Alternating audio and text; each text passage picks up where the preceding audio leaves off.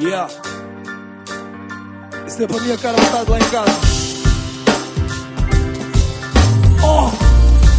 Qual é o problema? O que é que te incomoda? Espelho toda hora, achas sempre que estás gorda. Ou estás triste porque ouviste a minha sister na brincadeira dizer que agora eu sou Mr. Insta. Sentes que perdeste a luta contra essas miúdas malucas que andam com roupa curta. Eu estou focado no caminho. Elas querem o teu gordinho, mas miúda não há nada como o teu carinho. Yeah.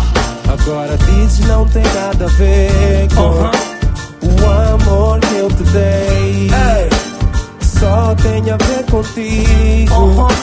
Só tem a ver contigo.